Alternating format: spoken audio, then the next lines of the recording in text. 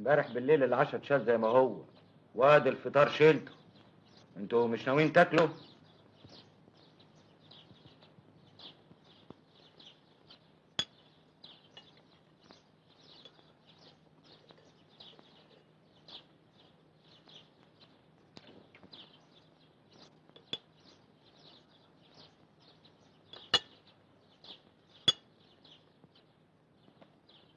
شيل. ياه، ده انتوا جيتوا على نفسكوا قوي. أرجوك تساعدني، لازم تساعدني علشان أعرف أعالجك. مش هتعرف تعيش طول ما أنت متوهم إن في ناس عاوزة تذبحك وتاكلك. اخرج من القفص اللي أنت حابس نفسك فيه، اخرج للدنيا، شوف قد إيه هي جميلة. حتى لو في حد ذبحك وكلك، ما تنساش إن ده الثمن اللي بتدفعه لرقي الإنسان من أجل الحضارة. ادخل. صباح الخير يا فندم. صباح الخير يا دكتور نبيل. هو حضرتك كنت بتكلم حد؟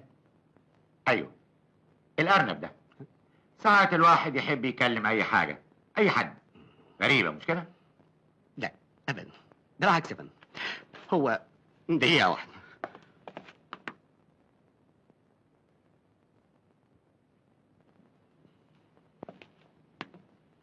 تحت امرك يا فندم. سيادتك كنت طلبتني؟ اتفضل اقعد على المكتب وافتح الملف ده. ما يصحش يا فندم. اقعد.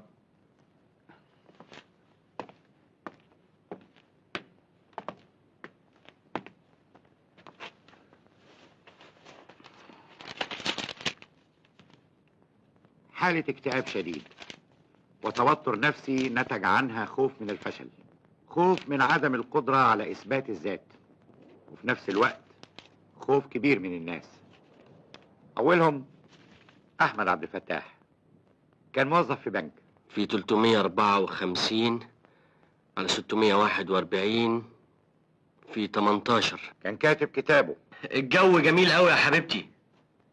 يبقى لازم ندخل جمعية ب6 جنيه و40 قرش في الشهر، عشان 640 في 12 يساوي 2 في 4 ب8، و6 في 2 ب12، ومعنا الواحد. ولسه معانا الواحد.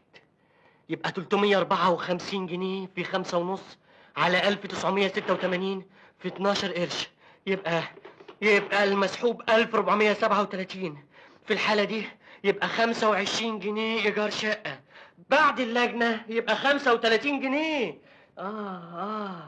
و12 جنيه و534 مليم قسط تلاجة، زائد 17 جنيه و300 مليم قسط سجادة، زائد 25,000 جنيه مواصلات، لأن الواحد لازم يركب طيارة هليكوبتر.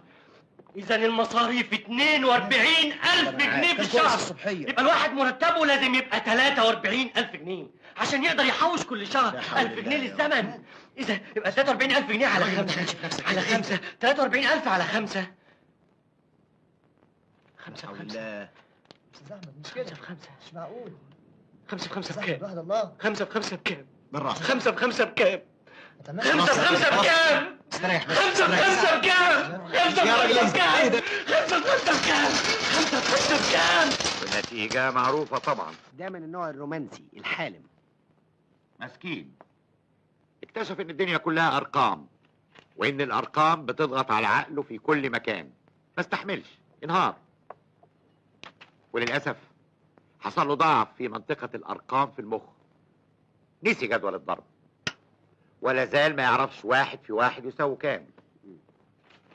التاني مدحت، مطرب هاوي، بيلعب جيتار وبيعشق الفن، وكانت ليه امال كبيره. اترشح للجائزه الاولى في مهرجان الاغنيه، لكن ابوه كانت رغبته انه يطلعه ضابط بوليس غصب عنه.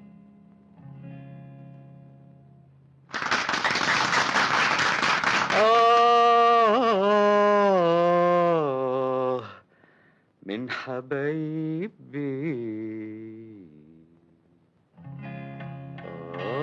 من حبايبي، من حبايبي، كويس، يلا يلا يلا.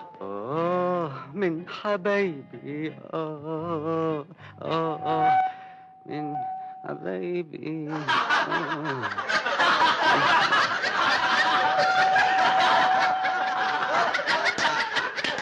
حلو.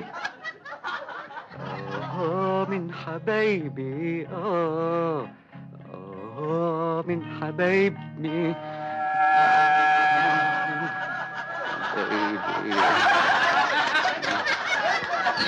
كويس، يلا.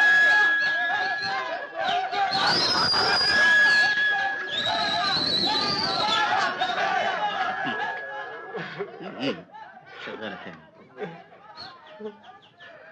طب راجل اتجنن. تعمل ايه؟ تعمل ايه؟ تعمل ايه؟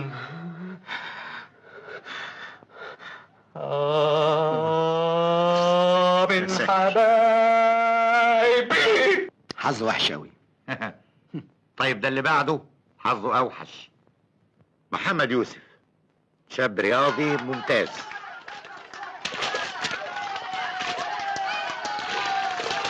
في التمرين بيعمل أحسن أرقام، وكان مرشح لدورة ميونخ، لكن عمره ما نجح في المسابقة. لازم تحصل له حاجة تعطله. ده أسوأ حظ في الدنيا. أول كابورياية في التاريخ تدخل حمام سباحة. وده جنيدي. ده أنا أعرفه كويس. مش ده اللي كان جون المنتخب؟ أيوة، ومن أحسن الأجوان في مصر. النادي وراه جمهور ضخم، كانوا معلقين عليه أمل كبير، معلقين صوره في كل حتة. وآخر ماتش لعبه كان على نهائي الكاس بالليل قبل الماتش. الإزازة دي ترش منها على خط الباكات،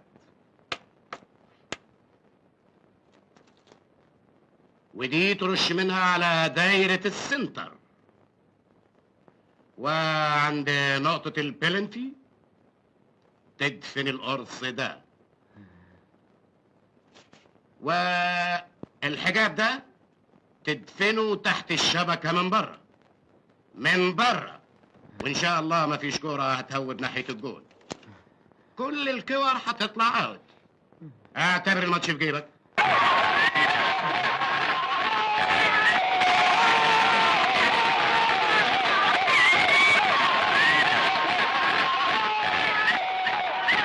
من على بعد 60 يارده هيشوط في الجول. ياه، ضعيفة ضعيفة قوي. مش معقول، مش ممكن تخش الجول دي كمان.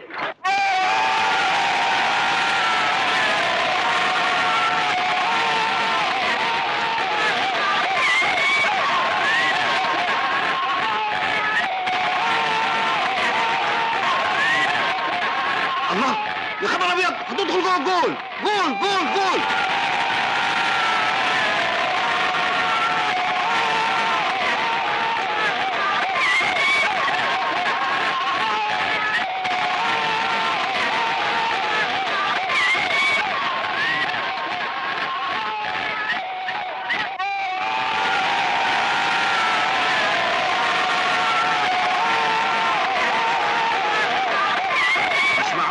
مستحيل يخش فيه 22 جول في ماتش واحد، لكن ايه، زي ما دايما بنقول لكم بقى، الكوره جوال.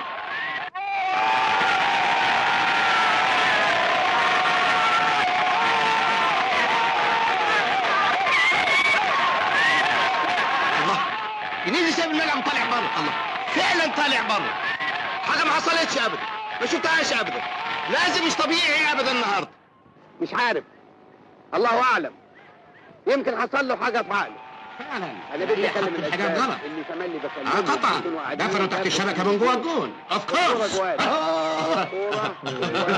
باي باي يا بابا. 45 كان الله يرحمه محمد عبد ربه جول مدرسه السعديه، واحنا في الخدويه بنلعب معاه، كنا بنلعب الماتش ساعه ونص، ويمكن في اكسترا تايم، والياخه ايه ولعب ايه، وبيحدف نفسه ودايفز ويطلع، والكوره تو ممسكها بصدره زي الحديد ما تقعش منه. الجول ده ليه مميزات خاصه، يبقى شجاع ويبقى عنده لياقه ويقدر ينط ويقدر يمسك بايديه الاثنين ويقدر يلعب برجله. ادي الاجوال اللي احنا بنعرفها وبنشوفها. تلاقيه بيخاف من الكوره من يوميها. يا ريت ده بيخاف من اي حاجة مدورة.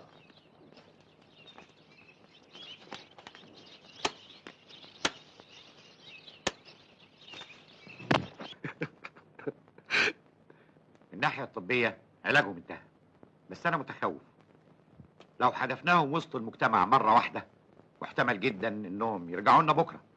والحل؟ مش عارف، ما هو ده الموضوع اللي كنت عايز اكلمك فيه.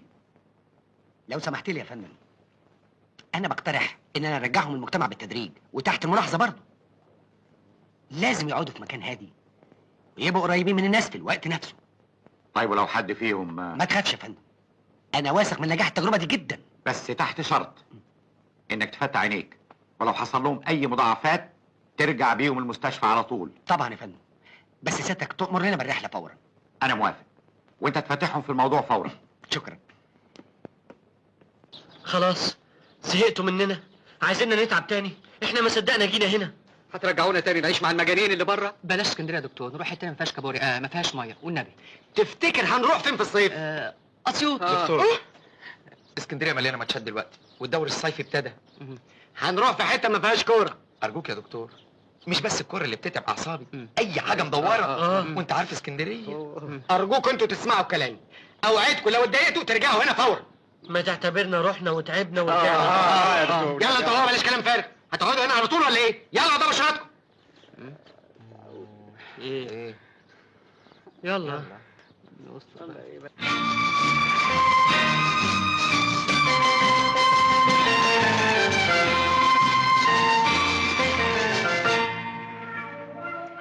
اللي يشوفنا واحنا لابسين اسود كده يفتكرنا طالعين القرافه، مش رايحين نصيف. مش عايز كتر كلام، نلبس اللي نلبسه، احنا احرار. نفسي اعرف احنا لابسين اسود ليه؟ مين اللي مات لنا يا بابا؟ الفضيلة ماتت، الاخلاق ماتت. قرايبنا دول يا بابا؟ قرايبي انا، الحاجتين الوحيدتين في هذه الدنيا الفانية اللي انا عايش علشانهم ماتوا، اندفنوا. عشان كده لازم نلبس اسود. بس انت لابس ابيض يا بابا. لا، انا لابس جرافطة سودا وبس خلاص، ومش عاوز كتر كلام لحسن وديني ارجعكم تاني. فاهمين؟ يعني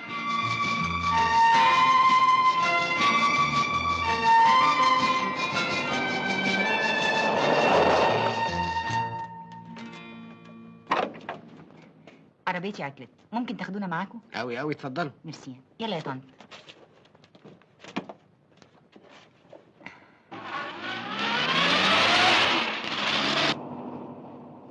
اسمي ناجي عبد السلام.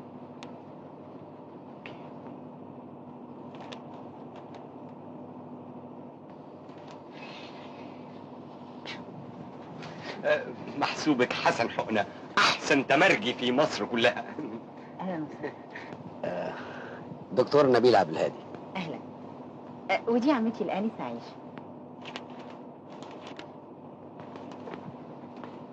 اسمحي لي يا فندم اقدم لك الدكاتره: مدحت، محمد، جنيدي، احمد. اهلا وسهلا. بشتغل مدرسه رياضه. رياضة؟ حساب يعني ارقام؟ لا أنا 1999 معنا الواحد ومعنا الواحد.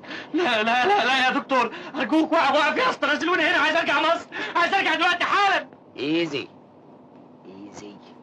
حسن،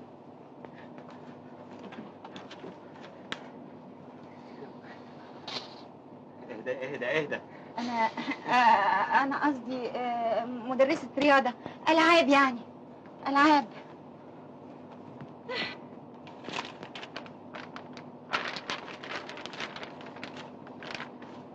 اتفضل. كورة، مش قلت لك يا دكتور؟ مش قلت لك رجعنا، ابوس ايدك. ايزي ايزي. معلش يا مدام، اصله عنده حساسيه ضد البرتقال. والتاني عنده حساسيه ضد الرياض. ماجي، ما تيجي ننزل من هنا احسن، انا بقى اللي هتجيلي حساسيه في العربيه دي. ايزي ايزي، قربنا نوصل. وحضراتكم بقى احنا لجنه مكافحه تلوث البيئه. تبع وزاره الصحه؟ لا، تبع مكافحة المخدرات.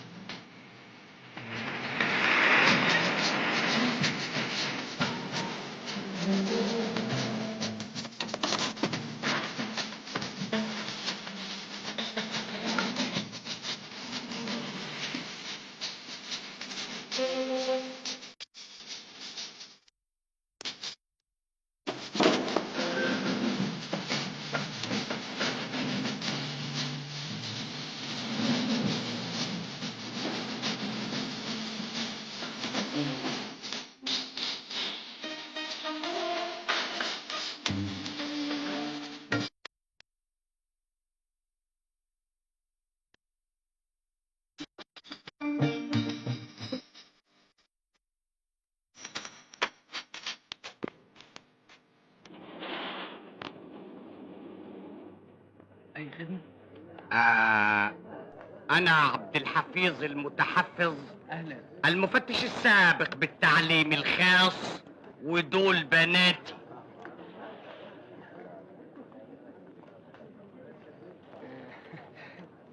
الجناح اللي حجزاه عيله الكفراوي من هنا يا فندم. كفراوي ايه؟ مش حضرتكم جايين تعزوا في عبد السلام بيه الكفراوي؟ من هنا يا فندم. الاسره حاجزه جناح للمعزيين من هنا اهو. احنا مش جايين نعزي يا فندم، احنا جايين نصيف.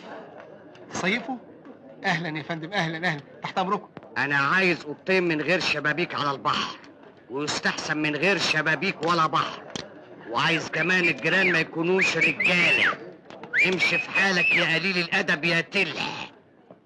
واذا كان الجيران ستات تكون اخلاقهم كويسه. واذا كانت اخلاقهم كويسه نجيب لحضرتك ضمان من الاوتيل ان اخلاقهم هتفضل كويسه طول الصيف. يا ريت. ومن غير شبابيك خالص، ويستحسن يكونوا من غير ابواب. يا ريت. اهو انا دلوقتي عرفت طلب حضرتك.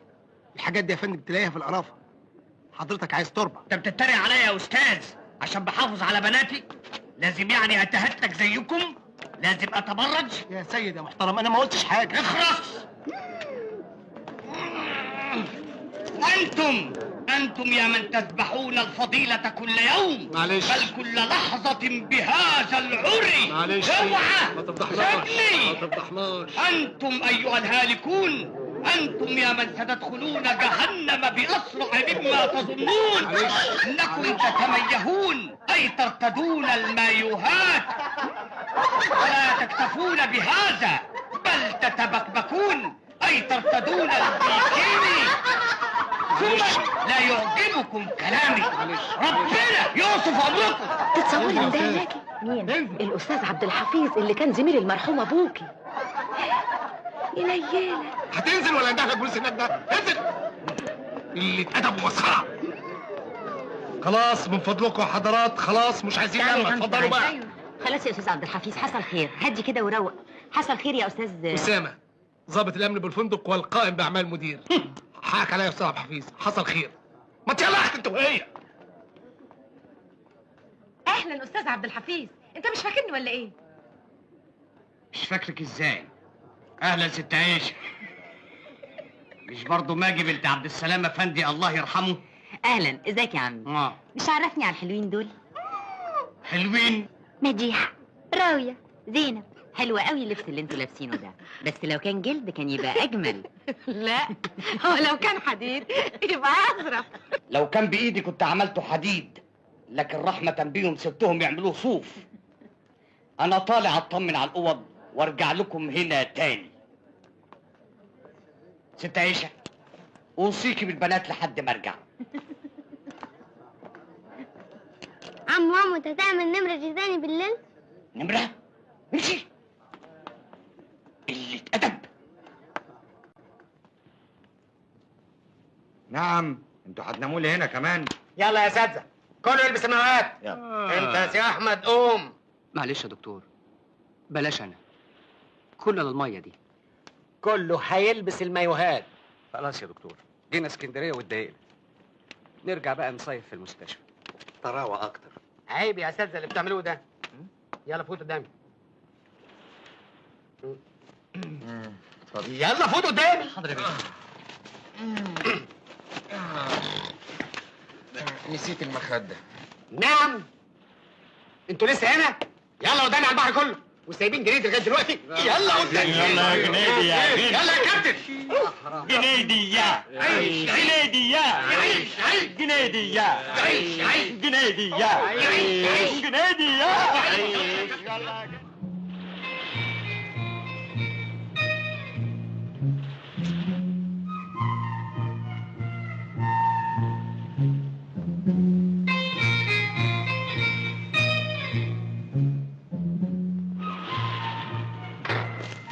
مش قلت لكم كل حاجه هنا مدوره؟ كل حاجه 22 جون في نص ساعه. يا جبله. اشوط. عديتها يا عيل. حقنة المهدئ يا دكتور. لا، من غير مهدئ. اقف يا جنيدي، اقف ثابت واهدى. الكرة اهي، هتمسك الكرة دي ومش هيحصل لك حاجه ابدا. امسك كورة، امسك كورة، خليك ماسكها. مش عارف كورة، اوعى تقع منك، اوعى، لا اوعى، امسك كورة، خليك ماسكها. مش بقول لك انا مفوت قدامي كلكم.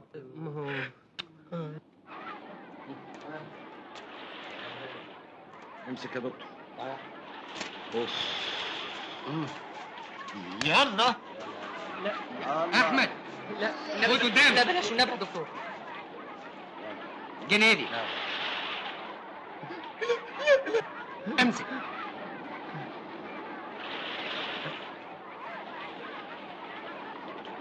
هات الكرة يا جنيدي، شوتوا عليه.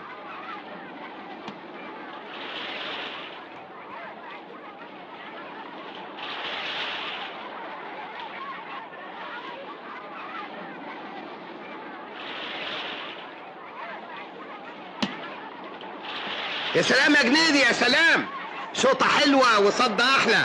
يا واد يا لعيب، يا واد يا لعيب. النهارده جنيدي متألق أوي أوي. صد 22 كورة لا يمكن يصدوا أبدا، أنا ما شفتش كده أبدا. أنا عاوز الأشبال اللي قاعدين جنب التلفزيون واللي تملي بكلمهم واللي عاوزين يلعبوا جوال، كل جول لازم يكون شجاع. يا سلام يا سلام يا سلام، عاوزهم ياخدوا بالهم منه وهو بيطير كده في الهواء. شفت الطيره اللي فاتت دي؟ مفيش كده ابدا يا سيدي، ده بيعزف مش بيلعب كوره. ده بيفكرني بعبد ربه جول السعديه الله يرحمه. مره عبد ربه. وانتوا هتفضلوا لابسين كده على طول؟ طبعا لو قلعناهم ممكن يذبحنا. وده عيشة ايه المرار دي؟ اهو زي ما انت شايفه يا طنط عيشه يا قلبي. عايزين نقعد على البحر. بس اوعوا تنزلوا المية. ميه؟ هو احنا مجانين؟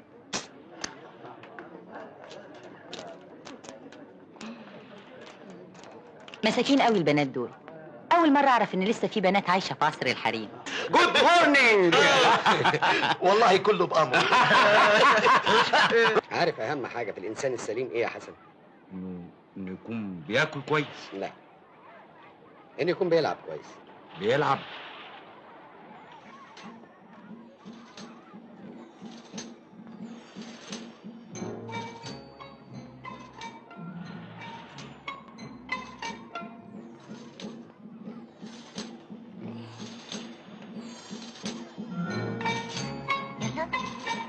ناو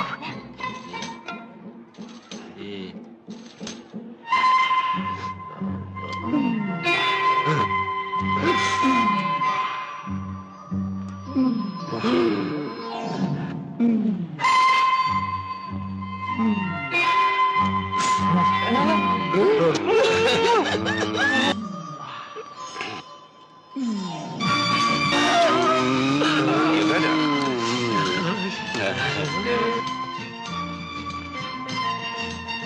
Now.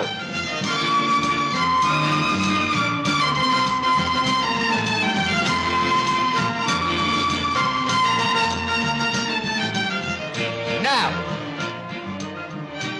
معلش والنبي، معلش والنبي يا دكتور. انزل. ايش ضمان ما فيهاش كابوريا يا دكتور؟ ما فيهاش. طب مره من اول نهار لازم يعني. فوت قدامي. نهار اسود. وبعدين معاك. حاضر.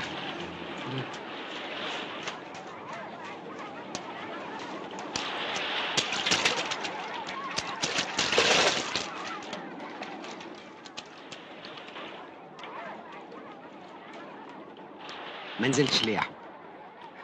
هما كده مظبوطين. 3 زائد 3. لو نزلت انا المسائل هتتلخبط ويزيد التوتر في المنطقة. هما 3 زائد 3 6 مش كده؟ بس ممكن يبقوا 8.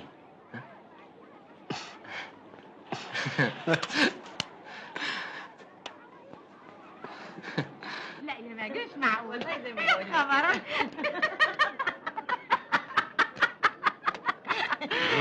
اهلا. امال فين البنات يا ست عيشه؟ اهم قاعدين في البحر المالح.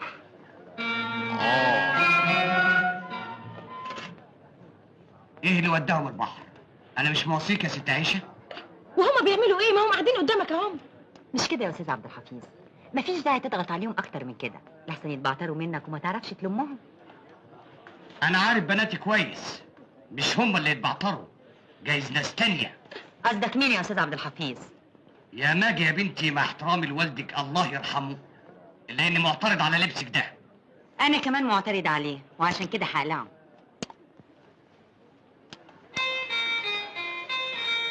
يلا يا طنط احنا جايين نصيف مش نتنكد. يا نهارك مهبب. يلا يا طنط. يلا يا روح طنط.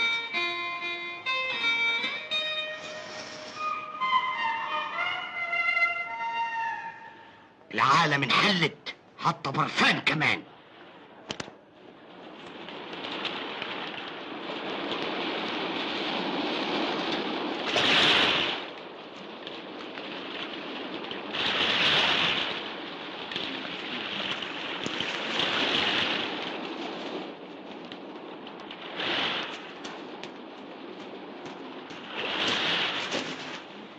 لا مؤاخذة،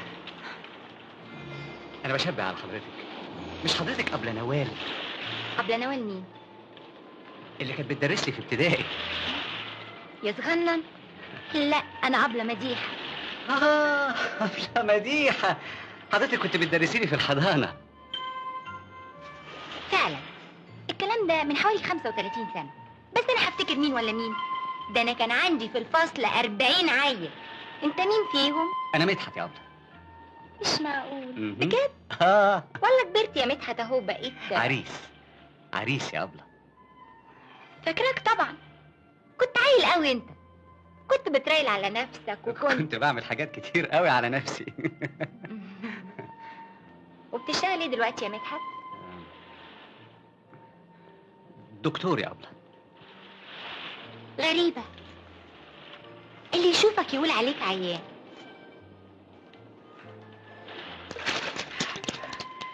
مدموزيل، مش حضرتك برضو اللي كنت لابسه الخيمه السوداء؟ الخيمة السوداء كانت خيمة. فعلا زي ما توقعت بالظبط. اول ما شفت جسمك كنت عايمه عرفت انك بنت نكته. ايوه يا سيدي، انا اللي كنت لابسه الخيمة السوداء. عايز حاجة؟ ابدا، بس كنت عايز احذرك ان في هنا مفتشين تموين كتير، واحد فيهم يهفك مخالفه ولا حاجه. يهفني مخالفة؟ ليه؟ بتهمه اخفاء مواد تموينيه. ده انت الظاهر عليك كلامك زي الدش. بتعتبرني مواد تموينية؟ طبعا، ده انت تتاكلي اكل. مالكيش حق ابدا تخبي الجمال ده كله. وانت على كده بتبيع ايه؟ انا جنيدي المشهور بتاع الكوره. انا مش متابعة الكورة. الحمد لله الحمد لله. تيجي نغفص سوا؟ ليه؟ اسمعك ام الخلول وهي بتغني. لا يا حيدر، مش عايزة اسمع ام الخلول تحت المية. بلاش تحت الميه، نسمعها على البلاج الليلة دي. ها؟ افكر. الله، ده كده بتاع الحساسية اهو. اهلا. اهلا. اقعدي هنا يا طنط على منزل ميه وارجع لك. اوكي. تقعدي فين يا ست هاني؟ دي شمسيه خاصه بلجنه مكافحه تلوث البيئه. الله، يعني انت شايفنا هنلوث البيئه؟ ولا شايفها يعني جايبين الفسيخ والبطيخ وحلة المحشي؟ مالك يا استاذ؟ ايه؟ مالك مش طبيعي ليه؟ مش طبيعي؟ اه لا، انا فهمتك. ما هي بتبتدي كده، عايزه تتخانقي معايا وبعدين نتصالح وبعدين نتصاحب وبعدين نحب بعض وبعدين تخطبيني، والحكايه تمشي على العال لحد ما نكتب كتب الكتاب. ساعتها تتفتح عليا ابواب جهنم.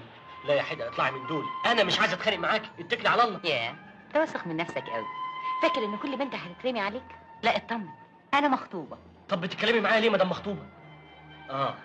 برضه هنتخانق ونتصالح ونتصاحب ونحب بعض وتفسخي خطوبتك. فسختها من شهرين. مش قلتلك؟ والله العظيم انا عارف قبل ما اجي اسكندريه، عارف اني جاي هنا عشان اروح في داهيه. وايه اللي جابك؟ مش نزل الميه؟ حاجه غريبه جدا. انت مالك يا ست؟ انت مالك اذا كنت انزل البحر ولا ما انزلوش؟ جرى يا جدع، انت هي قالت لك حاجه؟ انت بتتلكك ولا ايه؟ طب وديني انزل البحر اما اشوف حكايتها ايه معايا الست دي. صباح الخير، صباح الخير يا ست عيش. صباح النور يا حسن يا حق. انت مش نازل البحر؟ لو عليا انا انزل 7 أرض.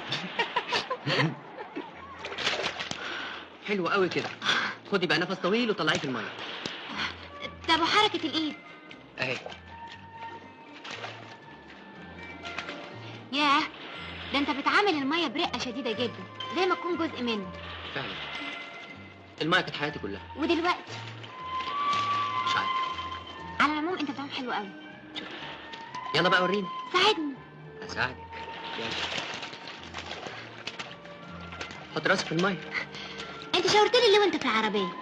مش عارف. طب انت شاورتي لي ليه؟ علشان انت شاورت لي.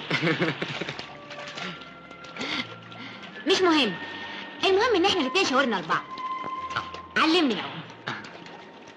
انا راجل عصام يا ست عيشه، بدات حياتي من ما فيش. انا دلوقتي ممرض درجه اولى. السنه اللي فاتت خدت ميداليه الحقن الذهبيه في مسابقه العلاج الطبيعي. يا سلام. والله. عارفه يا ست عيشه انا ابتديت حياتي ازاي؟ تمرجي؟ لا، عيان. وصلت السنه دي والحمد لله للاعداديه. يعني كل اللي فاضل لي 3 سنين ثانويه عامه، 7 سنين كليه طب، وسنه امتياز. يعني 11 سنه الواحد يقضيهم بالطول ولا بالعرض، وابقى دكتور قد الدنيا وابتدي حياتي بقى. وانت يا ست عيشه ابتديتي حياتك ازاي؟ انا يا اخويا لسه ما ابتديتهاش. يا سلام لو تستنيني ال11 سنه دول. قلتي ايه؟ عايز اقابل مدير الاوتيل لو سمحت. اتفضل يا فندم، مكتب الاستاذ اسامه من هنا. متشكر. العفو.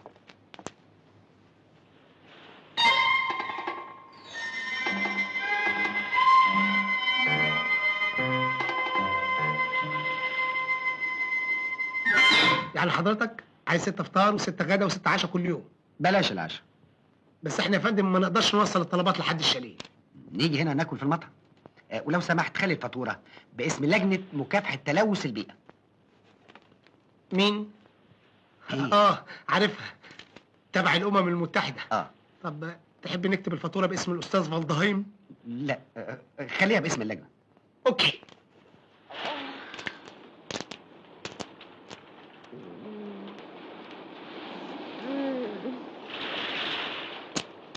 الله، المايو اللي كان هنا راح فين؟ مين خد المايو اللي كان هنا؟ مين خد المايو اللي كان هنا؟ انا عايز اعرف مين المسؤول هنا. ازاي المايو يتسرق من الاوتيل؟ المايو بتاعي كان قصاد الاوضه، مسافه ما دخلت الاوضه وخرجت ما لقيتوش.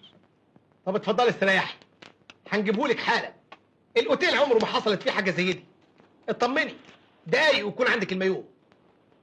هو اتسرق بقاله قد ايه؟ مفيش من دقيقه. مفيش من دقيقه. كويس، ده معناه اللي سرق المايوه لم يتمكن من مغادرة البلاد. أنا أسامة، حصروا المنطقة، اقفلوا مداخل العجمي. يا سلام، 11 سنة قول كمان 15 سنة لحد ما الواحد يكون نفسه ويفتح عيادة. يبقوا 26 سنة. لا هانت. جماعة فين يا حسن؟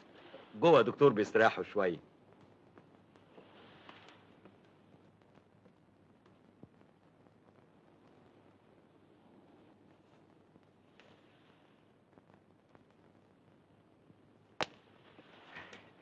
امال فين جنيد؟ قال انه هيتاخر شويه. النهارده كنا اخر فل، كلنا حبينا كلهم. اطمن يا دكتور، ان شاء الله مش هيبقى في متاعب. متاعب؟ الظاهر انها ابتدت. رايح فين؟ دوختني معاك الليله دي، انت يا حيوان. انا شاكك فيك من الاول. يظهر انك كلب بلدي وبتتنكر في هيئه كلب بوليسي. لا بتشم حاجه ولا بتنيل حاجه، وهتفضحني في المنطقه. اسمع، انا تعبت، هرجع المكتب وانت تدور على المايوه تجيبه وتيجي. فاهم؟ يلا غور، امشي. جاتك البلا في شكلك.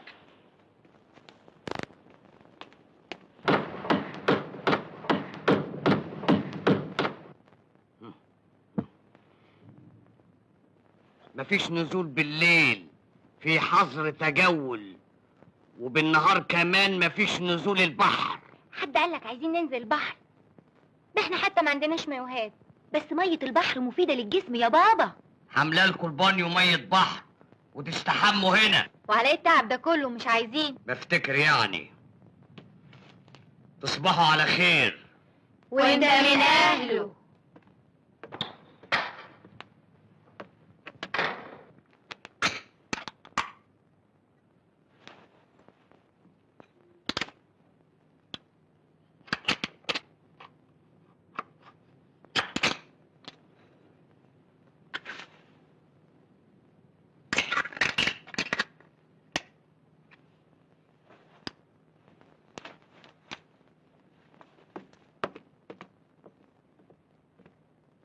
طيب كل واحد يرجع مكانه. افتحوا مداخل العجمي، انا هتصرف. احنا اسفين قوي يا ست هانم. بالرغم من كل الجهود الجباره التي قامت بها اجهزه الامن في الاوتيل وفي المنطقه، الا اننا مش لاقيين مايو. ومع ذلك الاوتيل مستعد يجيب لك مايو تاني او يدفع لك ثمنه. لا اخد ثمنه. قوي. هو ثمنه كام؟ 140 جنيه. 140 ايه؟ ليه؟ هو المايو لما اتسرق كان جواه حد؟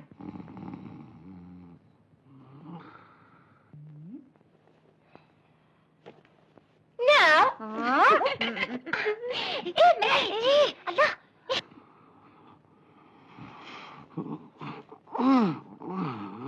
وريني، هاتي المراية. هاتي المراية. الله. استني اربط لك. لقيتي الحلق. يلا يا اوام. يلا ما تجيش. يلا. استني. يا عفريتة، معاكي المفتاح. استني لما يفتحش. طب افتحي بسرعة بقى. ايه في حد عندي؟ في حد؟ يلا رايح. يلا ورايا. تعالي يا زينب.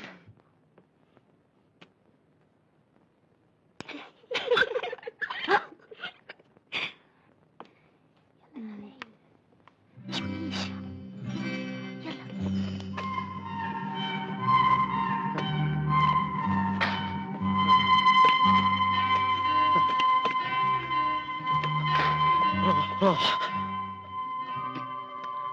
اللهم اجعله خير. ومسموح لك تسهري بره للساعة كام؟ ده مش مسموح لي اسهر بره خالص. يعني ايه؟ هتسيبيني دلوقتي؟ لا، بس لازم نكون في السرير قبل شروق الشمس. المفروض ان احنا نايمين دلوقتي. بابا قفل علينا الباب والشباك، ولما اطمن ان احنا نمنا راح نام. طب لو صحي ما لقاكوش في اوضتكم هيعمل ايه؟ ابدا، خبر صغنن قوي في الجورنال قد كده اهو، بس في صفحة الحوادث.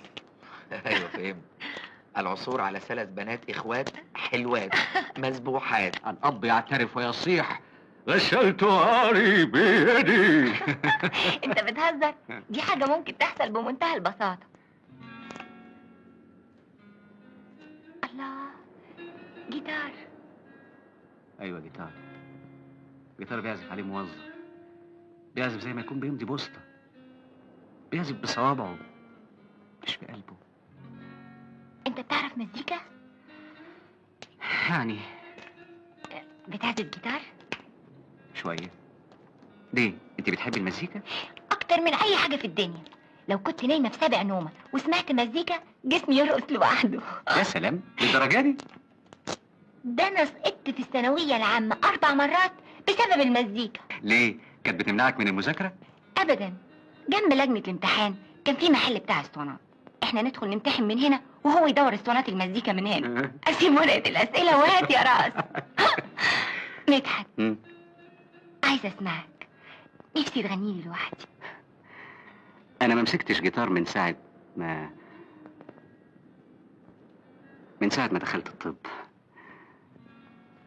قبل كده كان كل امل يكون مطرب كبير، عبد الحليم حافظ، موسيقار.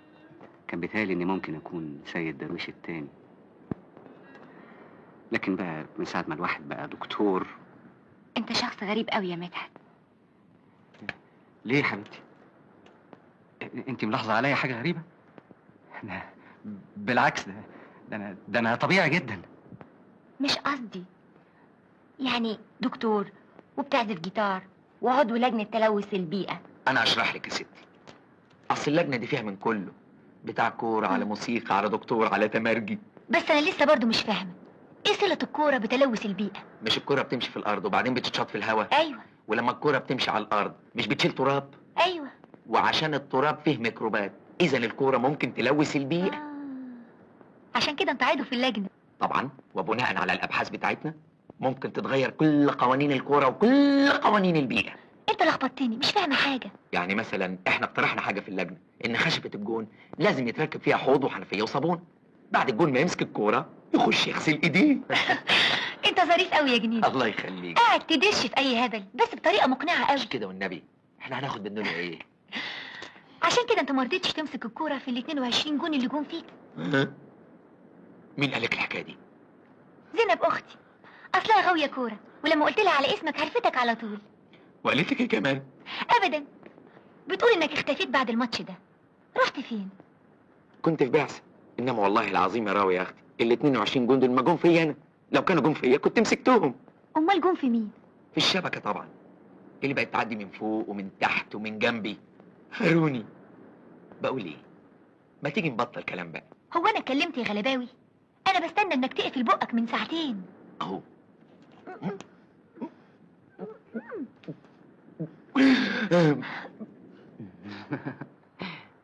انا طلبت منك تعلمني العوم بس. انا اسف. محمد. نعم. تفتكر اللي احنا عملناه ده غلط؟ لا. امال اعتذرت عنه ليه؟ ما اعرفش، خفت تكون اتضايقتي. انا فعلا اتضايقت، بس ما عنديش مانع اتضايق تاني. محمد، في مسابقه للسباحه يعملوها بعد 3 ايام، ما تشترك فيها؟ انا شايفه انك بتعوم كويس قوي. انا في يوم من الايام عملت احسن ارقام في 1500 متر، بس بقالي كتير ما اتمرنتش. تتمرن ومن بكره الصبح. تفتكر هجيب نتيجه؟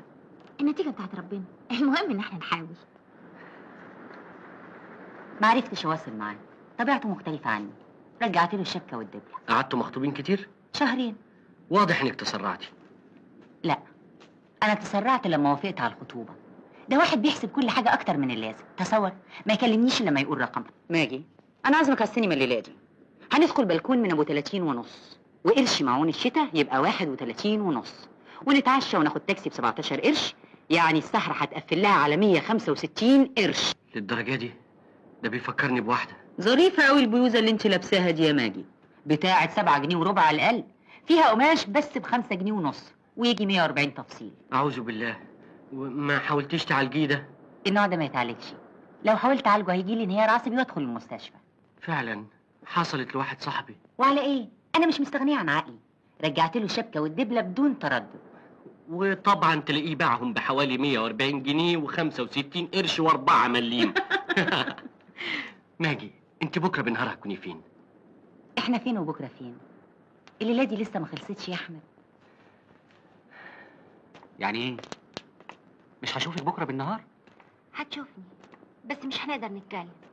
طول ما بابا صاحي يقعدنا قدامه زي الغفر. نتقابل قبل ما يصحى. ده بيصحى 6 الصبح. ما عدا بكره هيصحى 6 بالليل. ازاي؟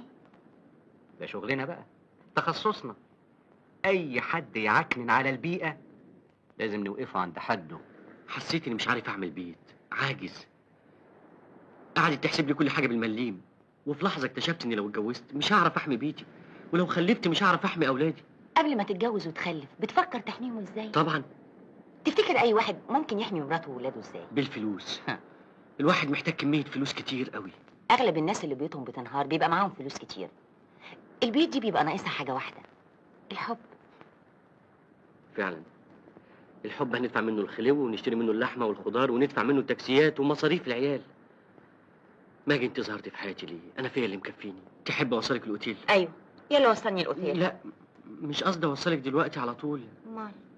بعد ساعتين كده ولا حاجه.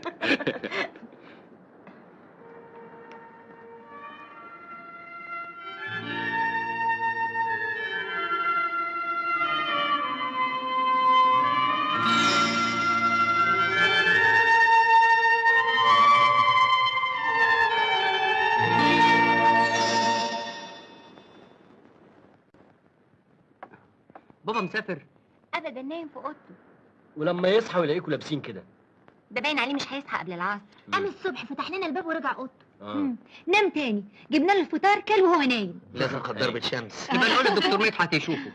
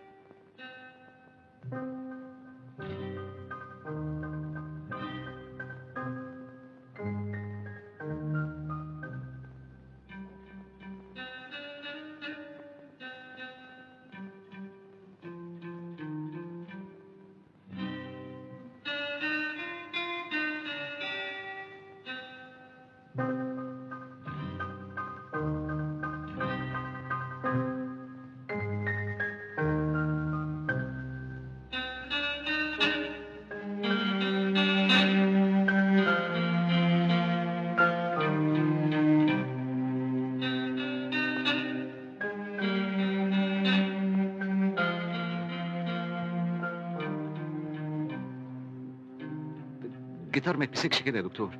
هو حضرتك فاكره ايه، عيان؟ امال يتمسك ازاي؟ معرفش. لا تعرف، بس انت خايف. بلاش يا دكتور بلاش. غريبة ان الجيتار يبقى اقوى منك. هو مش اقوى مني، بس انا مفيش بس يا مدحت. انا نفسي اسمعك، ممكن؟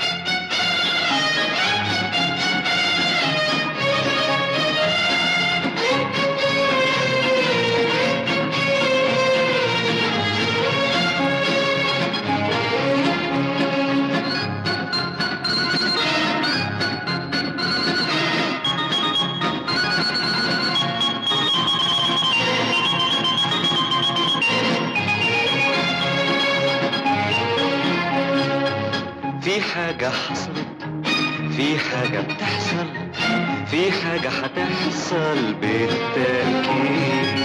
في حاجة حصلت، أيوة في حاجة بتحصل، في حاجة هتحصل بالتأكيد. أنا حاسس بيك واحنا كمان، أنا عايش فيك واحنا كمان. يبقى أكيد في جو جديد، في جو جديد وبالتأكيد. في حاجة حصلت، أيوة في حاجة بتحصل، في حاجة هتحصل بالتأكيد.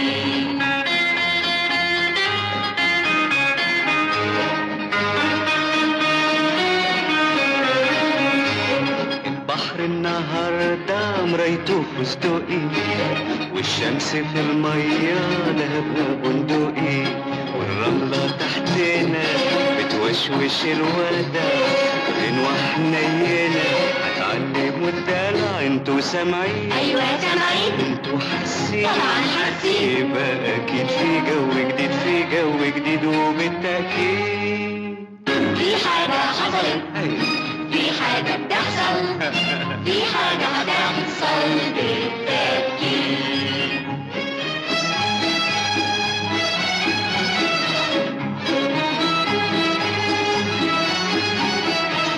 إذا كانت الدنيا حلوة ده عشان احنا حلوين، وإذا كنتم سامعين غنوا عارفين دي بتاعت مين؟ لا مش عارفين، لا مش عارفين. احنا الكلمة الحلوة اللي انتم بتقولوها، واحنا النغمة الحلوة اللي انتم بتسمعوها، احنا الكلمة الحلوة اللي انتم بتقولوها، واحنا النغمة الحلوة اللي انتم بتسمعوها. ده معقول، ده معقول. طب بص منك له وشوف، نضرب مثل كده عالمكشوف. الوردة البيضاء دي والوردة الحمراء دي لما انشربوا وارتاحوا فوق الشعر الحرير، كان في الجنينة أحلى ولا دلوقتي أحلى؟ لا كده أحلى بكتير، لا كده أحلى بكتير، لا كده أحلى بكتير، لا كده أحلى بكتير. في ايه يا ولاد، جرى ايه يا ولاد، مالكم هايصين كده ليه يا ولاد؟ هو انت كمان حطيتي وردة؟ ودي فيها ايه؟ الورد ابو شفا الورد في الشعر حلو بجد، كان في الجنينة صورة مرسومة رسميات، دلوقتي شفايف الورد قاعدين بيحبوا بعض، قاعدين بيحبوا بعض، قاعدين بيحبوا بعض. إيه ده كله، إيه ده كله، الخيال ده منين ده كله؟ في حاجة حصلت، ايه هي؟ في حاجة بتحصل، إيه هي؟ في حاجة هتحصل بالتأكيد.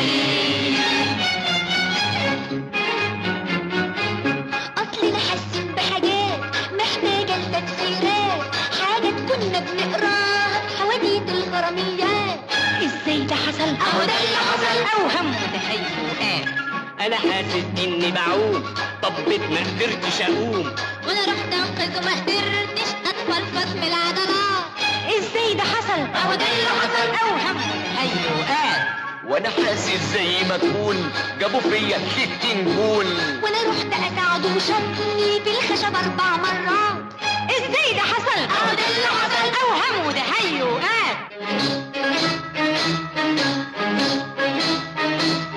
كل الاحساس ده هتنسوه بالكاراتيه، لو مارستوه تدوله واحده تغلبوه وتدوسوا عليه وتكوموه.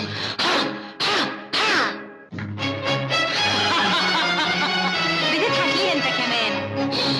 حاجه حصلت لك انت كمان؟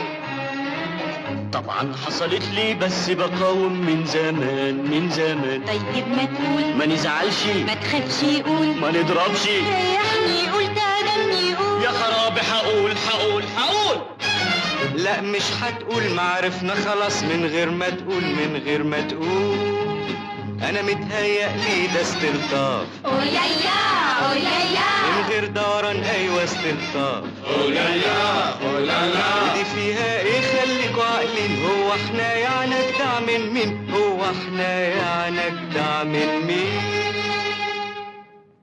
الجو النهارده امبارح كان كده، وكان حلو كده، وكان حلو كده. احنا هنقول الحق وبكل صراحة لا. امبارح كنا بنعيش في كل ده ونحس بكل ده ونحس بكل ده. احنا هنقول الحق وبكل صراحة لا. يبقى اكيد في جو جديد، في جو جديد، وبالتأكيد في حاجة حصلت، في حاجة بتحصل، في حاجة هتحصل بالتأكيد. في حاجة حصلت، في حاجة بتحصل. أهو كده دلوقتي الأهل حقيقي.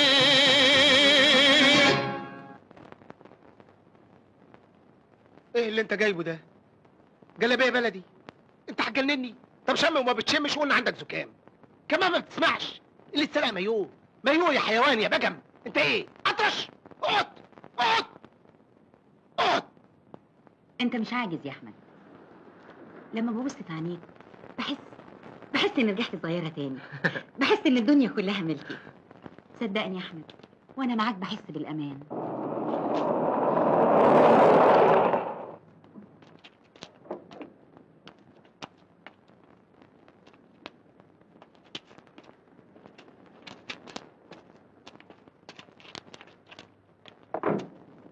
اللي ياكل لوحده يظهر.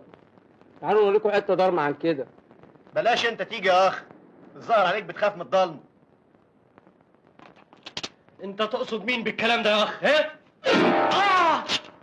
هو يقصد مين بالكلام اللي قاله ده؟ بلاش يا كابتن الحركات دي، سيبني. يا جماعه سيبني.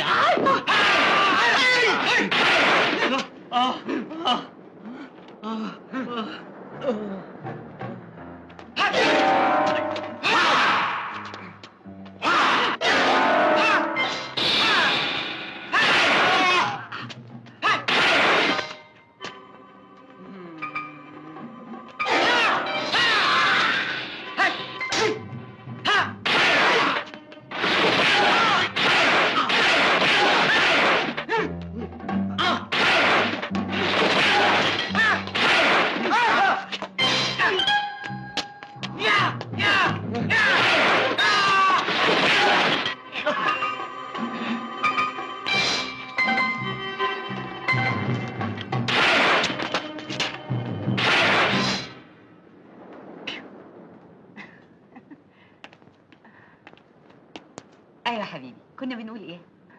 لا ولا حاجة، تصبح على خير. اخصى عليك، هسيبني اروح لوحدي؟ مش على الاقل توصلني؟ أوصلك؟ ده أنا اللي محتاج حد يوصلني. مالك يا احمد؟ ولا حاجة، أديك شفت بنفسك. أنا إنسان عاجز، عاجز حتى عن حماية واحدة صديقتي ماشية معايا في الشارع. دي غابة يا ماجي، غابة، وأنا مش قدها. لازم أنزل مصر الليلة دي. احمد انت فاهم غلط. لو المساله قوه كان الطور يبقى مثلنا الاعلى. هي دي الحقيقه، الواحد عشان يعيش لازم يكون في قوه الطور وخفه النمر. ما تكبرش المساله. انت لو كنت حسيت بالخطر صحيح كنت قدرت تتغلب عليهم، بس انا ما اديتكش فرصه. حبيت اخلص المساله بسرعه. لاني صعبتي عليكي، خفتي عليا. ابدا والله، انا ما حبيتش الليله الجميله دي تضيع في الخناق. اللي حصل ده حاجه بسيطه قوي يا احمد، روق ما تاخدش ببالك. انا بفكر في حاجه تانية دلوقتي. ايه؟ انك بتعرفي كاراتيه، وده معناه ان الواحد لازم يفكر 1000 مرة قبل ما يتخانق معاكي. اديك عرفت، اوعى تزعلني. وانا اقدر؟ إن كنت قويا أخرجني من هذا الدش، فأنا لا أعرف كيف أرش. إني أغرق. أنت جيت يا ماجي؟ يا ماجي؟ حاجة غريبة أوي. يا خبر اسود، مين اللي بره؟ أنت يا سافل يا منحط يا اللي بره، أنت عاوز إيه؟ انا حاسس ان الموسم ده مش هيعدي على خير. ما تتحرك يا باجم، ما تشوف ايه اللي بيحصل. امال انا جايبك ليه؟ زينه؟ دافع فيك دم قلبي عشان تقعد تتفرج عليا؟ بايخ ده. مين؟ احنا انتوا مين؟ احنا الملايكة. وايه يا اخويا اللي سهر الملايكه لساعه زي دي؟ مساء الخير. مين؟ اتأخرنا عليك يا حبيبي. انتوا اتاخرتوا عليا كتير قوي. اتاخرتوا عليا 40 سنه. معلش يا حبيبي، تصبح على خير. وانت النهر. اوبا، ملايكه حلوين قوي. باي، تصبح على خير. باي. حلوين قوي. تعالوا احكي تعالوا يا راوية. حقيقي انا في عمري حياتي ما وديت يوم حلو كده. تصوروا مدحت بيعزف جيتار. اجمل صيف قضيته في حياتي. ربنا يستر ويفضل جميل كده على طول. انتوا ناسين ان بابا على بعد 5 سم مننا، وهو هيعرف منين يا اختي؟ ما تضمنيش، ممكن يفتح الباب في اي لحظه عشان يطمن علينا. تبقى مصيبه. الله يرحمك يا ماما، طول عمرك كنت تقولي لي نعم يا حبيبي، الملايكه بتحرسك. بس بذمتكم مش كانت اول ليله نحس فيها ان احنا عايشين؟ اول ليله نقدر نلبس فساتيننا وباروكاتنا والحاجات الحلوه اللي مخبيينها طول عمرنا، والنبي ده غلب. تصبح على خير. تصبح على خير. ناموا بقى.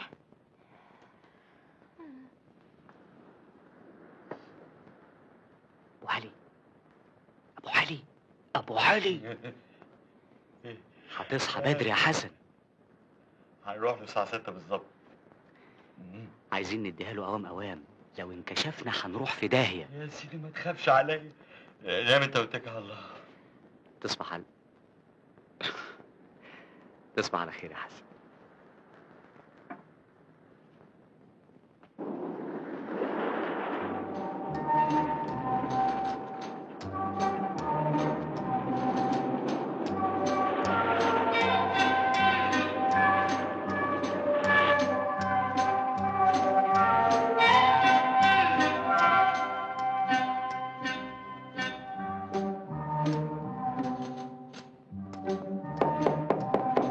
ادخل. هتدخل؟ نعم. صباح الخير. صباح النور يا ابني. التأمين الصحي. ما عندناش حد هنا عيان. مش حضرتك نازل هنا فول بورد؟ ايوه، نوم واكل وعلاج شامل. النزول هنا نوم واكل وعلاج. عريلي العضل لو سمحت. بس انا مش عيان. واحنا لسه هنستناك لحد ما تعيا؟ دي حقنه للوقايه من جميع امراض الصيف. عريلي العضل لو سمحت.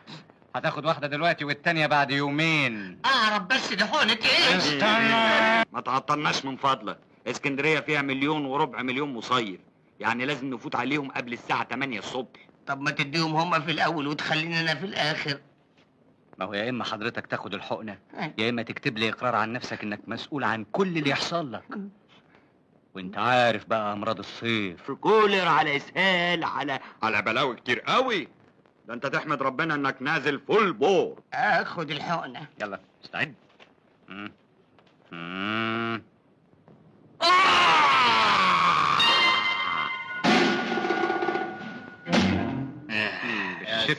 عليك يا ابو علي يا جن.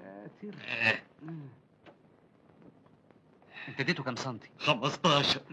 يا نهار اسود، هو النهارده ايه؟ 3. يعني هيصحى يوم السبت. ها يلا.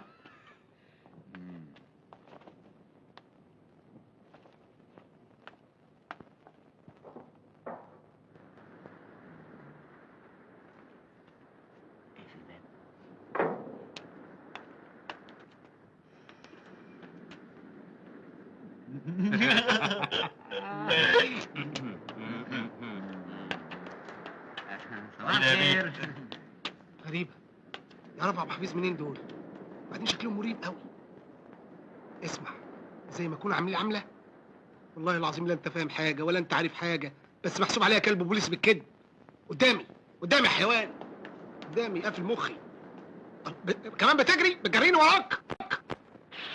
ماجي، تفتكر القطر فاتني؟ قطر ايه؟ انت ناوية تسافري؟ اسافر ايه؟ انا بتكلم على القطر التاني. انت لسه يا طنط في عز شبابك. يعني لسه ما كبرتش؟ 40 سنة وتقولي كبرتي؟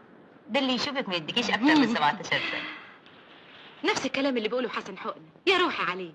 النهارده الصبح كان عندي صداع، اداني حقنة. يا سلام يا ماجي لما تشوفيه وهو بيديني الحقنة بيعزف. بس انت تقدم لك قبل كده دكاترة. بقى بذمتك، في كل اللي تقدموا لي كان فيهم حد ظريف زي حسن حقنة؟ ده حقنة. مش حكاية ظرف، بس المركز الاجتماعي. مركز اجتماعي يا شيخ هرمي؟ وهو يعني المركز الاجتماعي هيلبس بيجامه ويقعد معايا في الفرندا بالليل؟ ثم انا عندي فلوس كتير، انا هعمل له بهم احسن مركز اجتماعي في مصر. هفتح له مستوصف، اجيب له دكتور على 5 تمرجيه على ممرضه، وهو بقى يقعد سلطان زمانه يدي حق. والله فكرة يا طنط. يا سلام لو كان عندك فلوس كفاية كنا فتحنا بنك لأحمد. لم أكن أتوقع كل هذا النجاح في مهمتي. من المؤكد أنهم قادرون الآن تماما على العودة إلى الحياة وسط المجتمع وبين الناس. إنهم طبيعيون تماما وبدأوا يتمتعون بقدر هائل من الهدوء والثقة بالنفس تجعلهم قادرين على مواجهة أي متاعب مستقبلا. إذا أردت أن تراسلنا ارسل لنا على فندق العجمي هانوفيل. الدكتور نبيل عبد الهادي. المسألة أسهل من كده بكتير. هو أنت دايما تسهلي كل حاجة كده يا ماجي؟ نقدر نبتدي في أوضة مفروشة وصالة، وبعد كده نجهز على مهلينا. يعني مش هتقولي عايزة مطبخ ونجف وسجاد؟ لا يا حبيبي، إن شاء الله نجيبهم بعد 15 سنة. أهم حاجة إن إحنا نكون مع بعض يا حبيبي. يا روحي. مفيش داعي يا مدحت، مفيش داعي للكلام عن الخطوبة والجواز. ليه يا حبيبتي؟ شايفاني ما ينفعش الزوج؟ كل الشبان بيتكلموا في الجواز تحت تأثير الصيف والبحر والموج، وفي الشتاء بينسوا كل حاجة. طب أنا بقى مستعد أخطبك وأكتب كتابي عليكي جم عادي. يعني بتحبني صحيح يا مدحت ولا؟ أنا عرفت عشرات قبلك يا مديحة. المرة دي أنا بحب فعلا. مستعد أنزل النهاردة مصر أجيب أهلي يخطبوكي من بابا. بابا؟ مش لما يصحى الأول؟ تصور يا مدحت بقاله يومين لا هو نايم ولا صاحي. حاجة عجيبة أوي. إزاي الكلام ده؟ آخر مرة أنزل فيها فول برد في حياتي.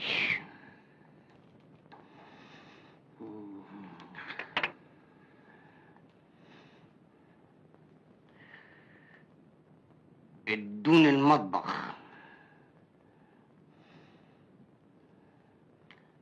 ابعتولي كوباية قهوة سادة، ولا أقول لك شفشة قهوة سادة، بن تقيل.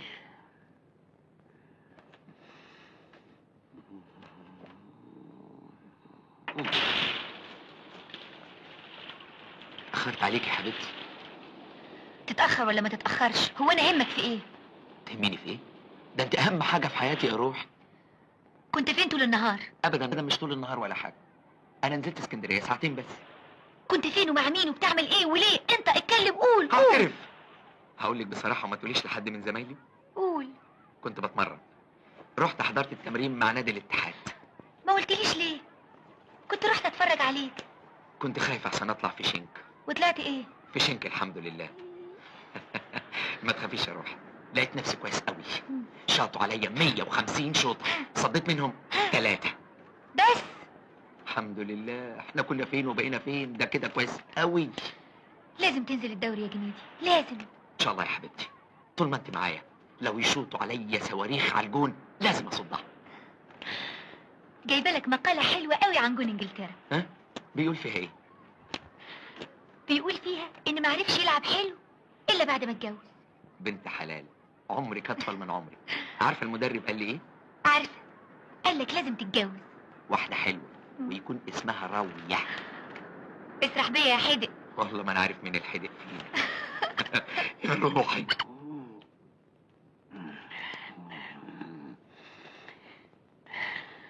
من غير وش اشوف بختي.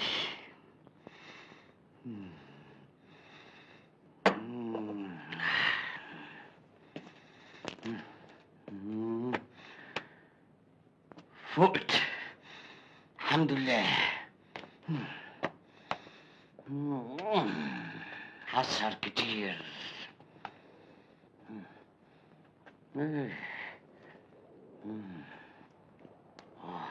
انام بقى.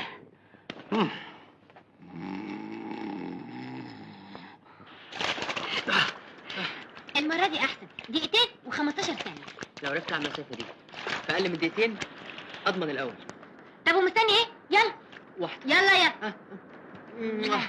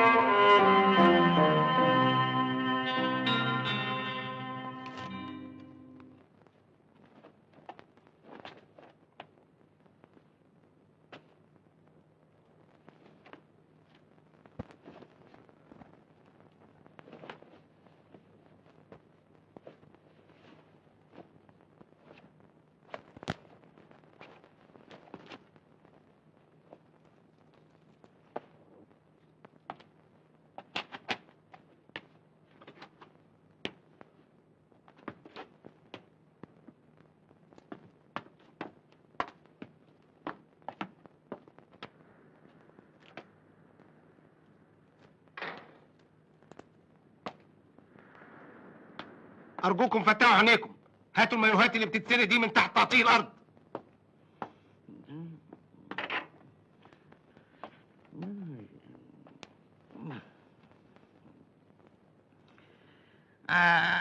استاذ اسامه. افندم. انا تعبان قوي من الفول بورد. ازاي الكلام ده؟ اول واحد يشتكي الشكوى دي من 20 سنه. 4 ايام دلوقتي وانا اقوم من النوم انام تاني. انت حر، دي لوكاندا تنام تقوم، انت حر. بيقولوا في واحدة تانية. انا مش فاهم حاجة، انت عايز ايه بالظبط؟ مش عايز التانية، عايز انزل نوم بس. يعني ايه تنزل نوم بس؟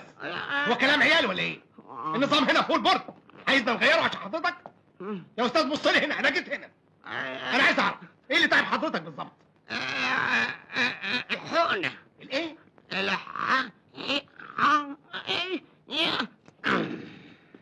يا محمد محمد هات واحد معاك يشيل لفندة طلع اوضته. يا استاذ يا محترم.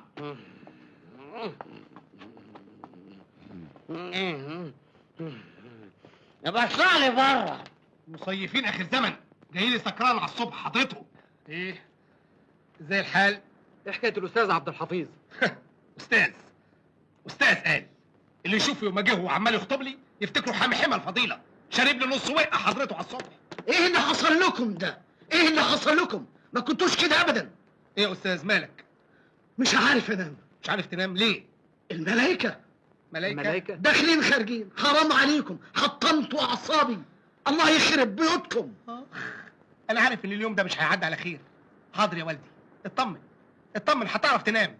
اي ملاك هيهوب ناحيتك هقصقص لك جناحه بنفسي.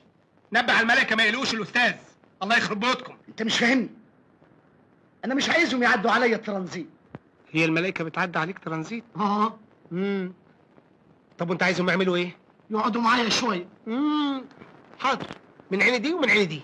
اتفضل انت حضرتك وانا هنفذ كل طلباتك. متشكر. الله يخليك. متشكر قوي. مع الف سلامه. عايز الملايكه يقعدوا معاه شويه. انا عارف ان اليوم ده مش هيعدي على خير. اسمع، اي حد يجي يحجز تبعتوا لي الاول اكشف عليه. حاضر. ايه دول؟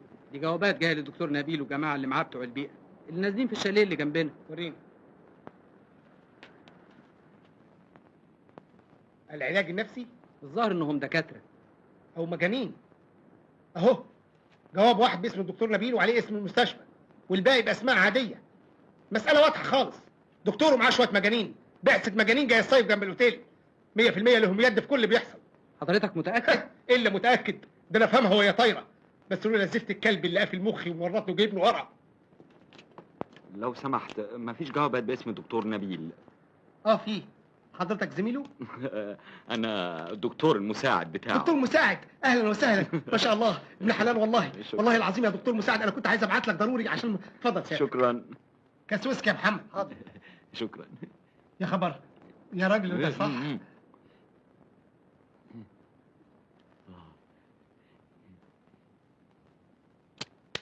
ليه خدمه عندك يا اخ حسن؟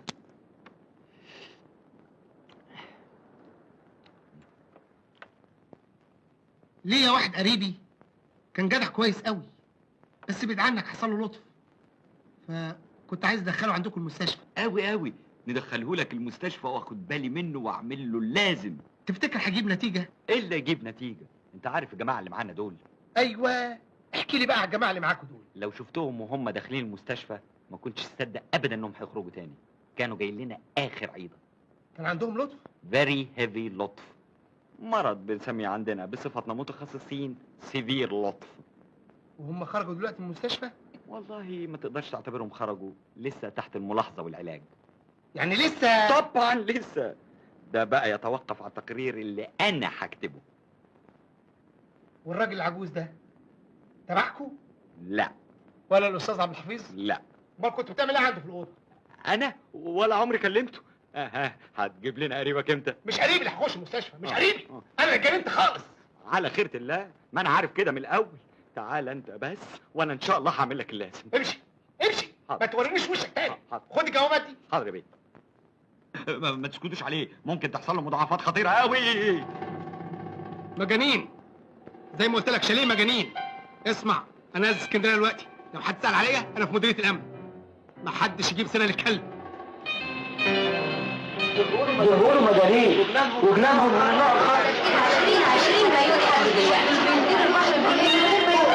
الواحد بيجيب نفسي ستات. لا ده انا سمعت هم ملايكه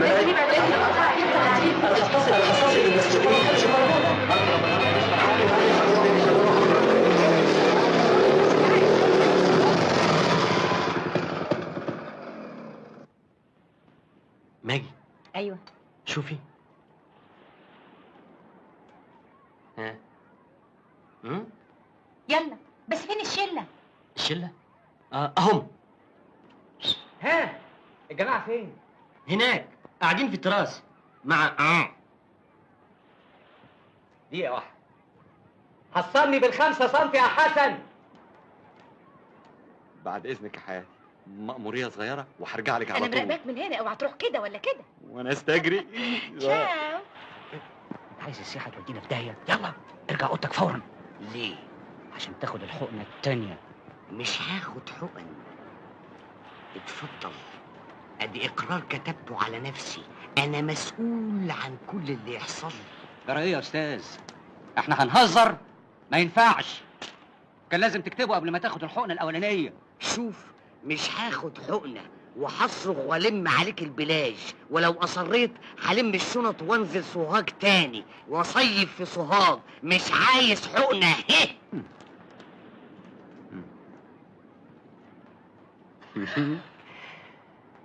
طب اصرخ بقى كده ووريني هتعمل ايه. اهو.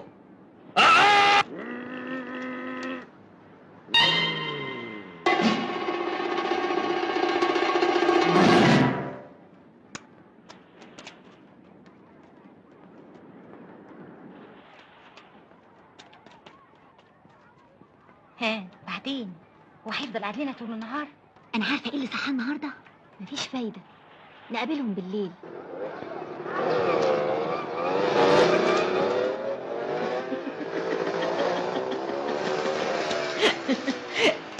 يلا يا بنات تعالوا معانا. يلا على فين؟ انتوا مش شايفين قاعد لنا ازاي؟ ما تخافوش، نام. هيصحى دلوقتي وهتحصل مصيبه لو ما لقناش. هيصحى السنه دي حتى شوفي.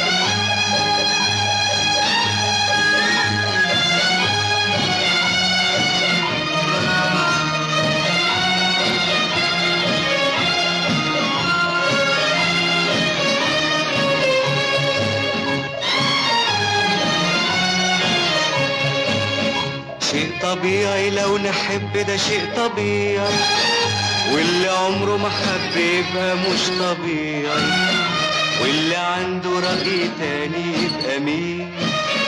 اللي دقة قلبه جاية من اليمين، يبقى قلبه مش طبيعي مش طبيعي، يبقى قلبه مش طبيعي مش طبيعي. شيء طبيعي لو نحب، ده شيء طبيعي، واللي عمره ما حب يبقى مش طبيعي، واللي عنده رأي تاني يبقى مين؟ اللي دقة قلبه جاية من اليمين، يعني قلبه مش طبيعي مش طبيعي، يعني قلبه مش طبيعي مش طبيعي. حد يهرب من ربيعه ومن شبابه، حد يهرب من حبايبه ومن صحابه، اللي يبقى الورد جنبه ولا يشوفوش يبقى ايه؟ مش طبيعي. واللي يبقى الشهد جنبه ولا يدوقوش يبقى ايه؟ مش طبيعي. والف مرة مش طبيعي مش طبيعي، ألف مرة مش طبيعي مش طبيعي. شيء طبيعي لو نحب، ده شيء طبيعي، واللي عمره ما حب يبقى مش طبيعي، واللي عنده رأي تاني يبقى مين؟ اللي دقة قلبه جاية من اليمين، يعني قلبه مش طبيعي مش طبيعي، يعني قلبه مش طبيعي مش طبيعي. والطيور بتحب بعض في العلالي، والقمر عاشق بيسرح في الليالي. كل دي همسات عشان المحرومين ولا ايه؟ شيء طبيعي. يعني لما نحب نبقى معذورين ولا ايه؟ شيء طبيعي. هو ده الرد الطبيعي الطبيعي، هو ده الرد الطبيعي الطبيعي.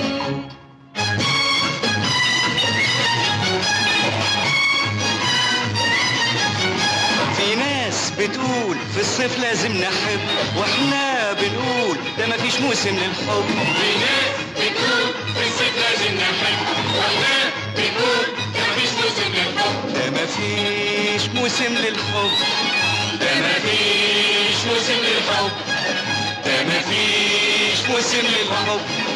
ده مفيش موسم للحب. ده مفيش موسم للحب. ده مفيش موسم للحب. ده مفيش موسم للحب. ده مفيش موسم للحب.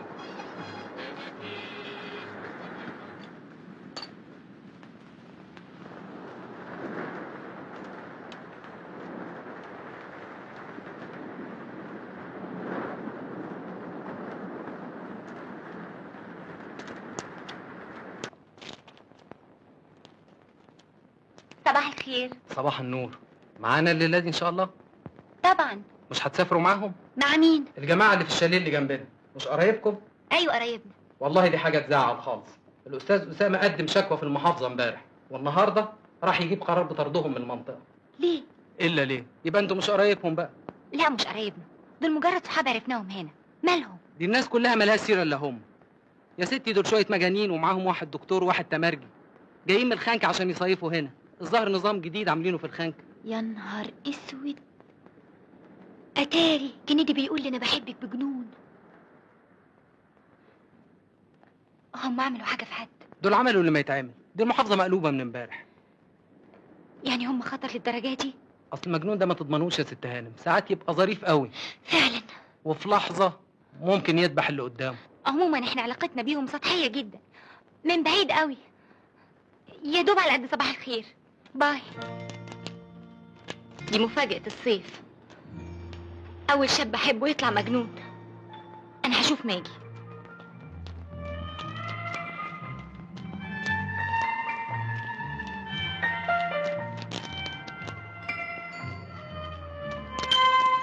راوية زينب، مفيش حتى صباح الخير. كنت فين يا روحي؟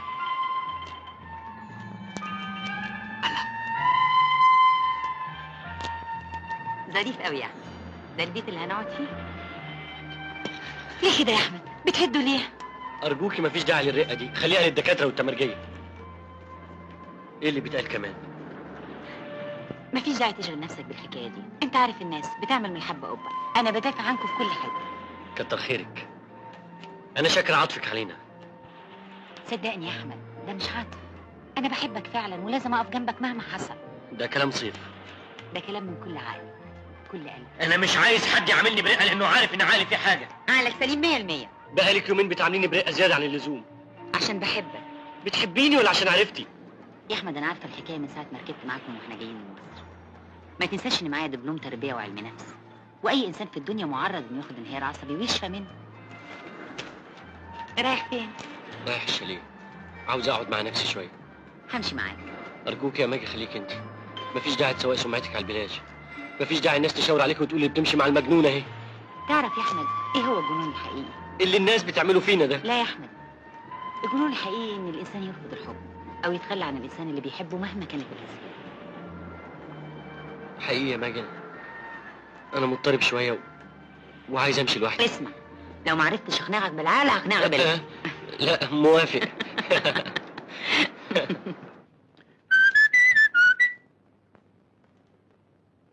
مالكم؟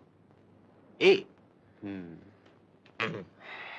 شوف بقى، احنا هنرجع مصر دلوقتي وهندخل المستشفى التاني ومش هنخرج منها ولا بالبوليس. انتوا لكم فلوس تاخدوها وبس. ما دام دفعنا ثمن العلاج ما حدش له حق يخرجنا من المستشفى. عايز ارجع المستشفى حالا. ياي حسن. نعم ايه اللي حصل؟ الظاهر والله اعلم البنات اللي بيحبوهم عرفوا ايه؟ يظهر واحد وحش فهمهم حاجه غلط. وانتوا قررتوا ايه؟ انكم تستسلموا؟ انا عايز افهم، انتوا رجاله ولا حاجه تانية؟ الراجل مهما حصل له لازم يقف على رجليه. انا عايز ارجع المستشفى حالا. رجعوني المستشفى حالا. ابني حبيبي. اهدى بقى اهدى. كورة شوط يا جبان. مالكوا يا ولاد؟ ابوكوا ضربكوا؟ طنط، انت عارفه الجماعه دول يبقوا مين؟ جماعة مين؟ وهو في غيرهم بتوع البيئه؟ عارفة. وما انت عارفه ما قلتليش ليه؟ تسيبينا كده نقع مع شويه مجانين؟ والله ما عرفت الا امبارح، ولما قلت لماجي ما همهاش. يعني احنا بس اللي ما نعرفش، وحضرتك برضو مش همك زي ماجي وقاعده مع واحد منهم. لا بقى، حسن حقنة مالوه، ده مش منهم. ده يعتبر المشرف عليهم. افرضي كان موتوا حد فينا، كان يبقى كويس؟ طب وانا مال انا؟ هو انا اللي جننتهم؟ حد ضربكوا على ايديكوا وقال لكم حبوهم؟ اما بنات مهاويس صحيح. يا مراهقات بسرعة أرجوك، أحسن يكونوا ذبحوا حد في المنطقة. بسرعة.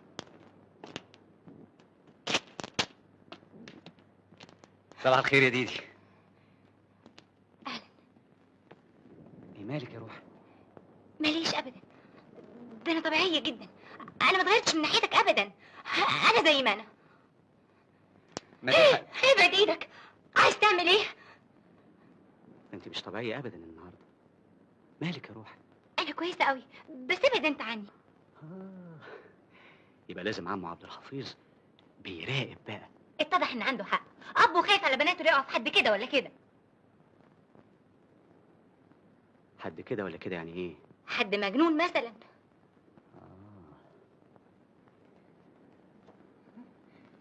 يظهر ان حصلت مسائل. هتعمل ايه بالازازه؟ ولا حاجة يا مديحة. هتضربني بيها؟ مديحة مديحة علي. مديحة مديحة، ده معقول؟ هتعملوا ايه يا مجانين؟ انا مديحة.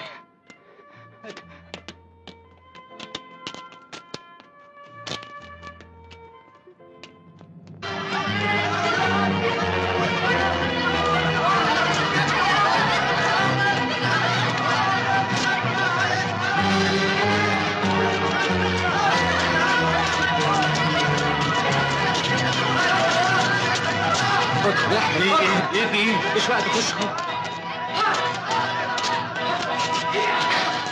ادخل يا احمد ادخل. حقونا. ايه؟ في ايه؟ هجوم، المصيف كله هجم على الشاليه. ليه؟ الظاهر الناس اتجننت. استنوا انا هتصرف.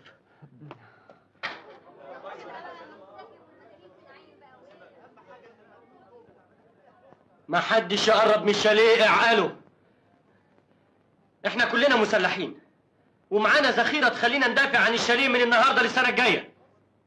كده عمروا المدافع وما تضربوش الا ما اقول لكم. ايوه اعقلوا كده. ابعتوا لنا بقى وفد نتفاهم معاه.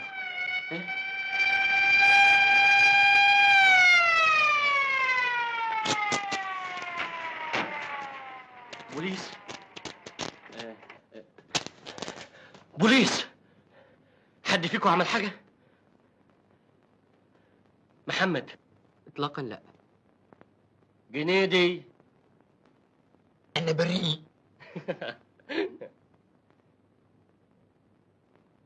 مدحت.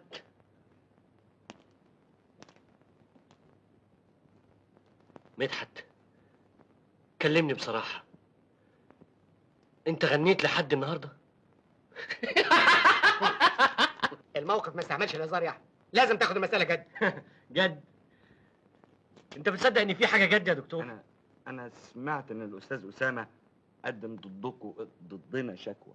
الو اسمع كل الناس، اسمع كل الناس، كل الساده المصيفين يبعدوا عن الشاليه. اداره الاوتيل مش مسؤوله عن اي حاجه تحصل لهم. الو اسمع كل المجانين اللي في الشاليه. اذا كنتوا فاكرين نفسكم مجانين فاحنا 60 مجنون. اسامه ضابط الامن بالفندق بيتكلم. الو، اخرجوا رافعين ايديكم لفوق. اي تصرف جنوني هضرب في التليفون. فاهمين ولا مش فاهمين؟ استاذ اسامه اللي بتعمله ده هو التصرف الجنوني. نعم. من فضلك ده شغلنا احنا. طبعا. من فضلكم بلاش اللمه دي. من فضلكم بلاش اللمه دي، اتفضلوا. افتح الباب. ايه معاهم مرافع جوه. افتح الباب، انا النقيب صلاح حسني.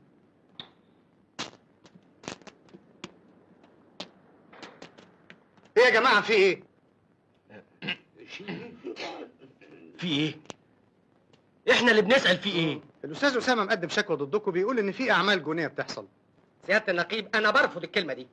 مين حضرتك؟ أنا دكتور نبيل عبد الهادي. المجموعة اللي معايا دي أعلى من الأستاذ أسامة ده 1000 مرة. على كل حال حصل خير، ممكن نتفاهم بهدوء، مفيش داعي العصبيه. يلا بينا على الاوتيل. والعالم المجانين اللي بره دول ممكن يقطعونا. والله العظيم الواحد يشوط فيهم ولا يحصل يحصل. انتوا هتخرجوا في حمايتنا. يلا. ايه؟ طب يلا. خلاص يلا بينا.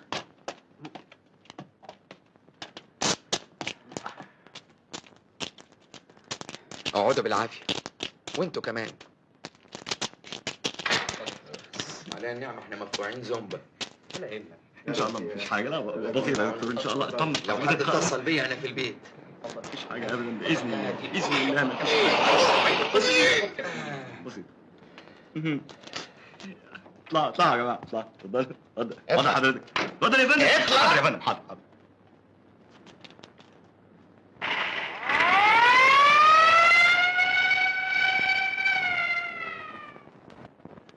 غلطه كبيره قوي اللي انتوا عملتوها دي. في فرق ما بين المرض العقلي والمرض النفسي، وافرضوا انهم تعملوا فيهم كده. انتوا ايه؟ مفيش انسانيه؟ انا كنت خايفه منه، وبعدين ده شيء مش سهل بالنسبه لي. اول حب في حياتي اتصدم فيه بالشكل ده. طب وقفوا جنبيهم، دول خلاص خفوا في مرحله النقاهه وبقوا طبيعيين. ولا انتوا عايزين تتجوزوهم على الجاهز؟ يا ماجي الجواز مسؤوليه كبيره، هيبقى فيه اولاد. عايزه اولادنا تبقى عقولهم ترللي. والله ما في حد عقله ترللي الا انتوا. عندها حق، احنا اتصرفنا بندالة. انت بالذات يا مديحة ما كانش لازم تعملي كده. انا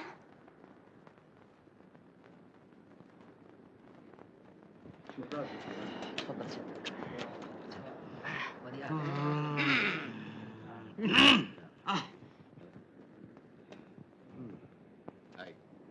اسمعوا، في كل مرة لما كنا بنتعرض للمتاعب ما كناش بنقاوم، كنا بنستسلم. المرة دي مش هنستسلم. مفيش مستشفى تاني. أنا عن نفسي مش هستسلم. حياتي دلوقتي فيها حاجات جميلة لازم أحافظ عليها وأدافع عنها، ومهما كانت الدنيا شرسة هكون أشرس منها. ها، أيوة يا سيدي، في إيه ضدنا؟ فعلا انا عايز اعرف ايه اللي عملوه. انت لك عين تتكلم يا دكتور؟ مش حاسس بمسؤوليه اللي عملته؟ جايب لي شويه استاذ اسامه مفيش داعي الكلام اللي يعاقب عليه القانون. من غير نرفزه، ايه الواقعه بالظبط؟ أيوة، مش عايزين شائعات، خلي كلامك محدد. اتفضلوا اتكلموا. 3 منهم كانوا بيلبسوا لي ستات ويجوا يعكسوني بالليل. مين فينا؟ قوم تعالى، حقق فينا كويس. وريني رجلك الاول. ايه يا اخويا ده؟ ما تحطش ايدك عليا، قطعت. طلع لهم امتى ده؟ لا مش دول، التانيين كانوا زي لقطة القشطة. الله يرحمك يا اما.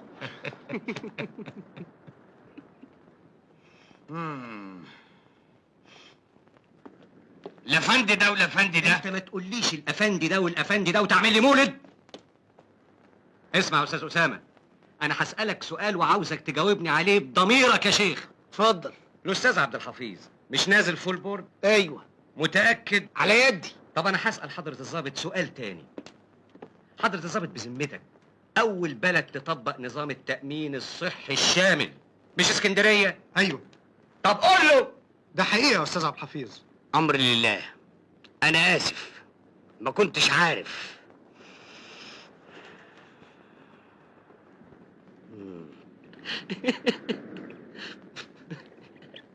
والاربع موتوسيكلات اللي سرقتوها. لا دي إشاعة يا فندم.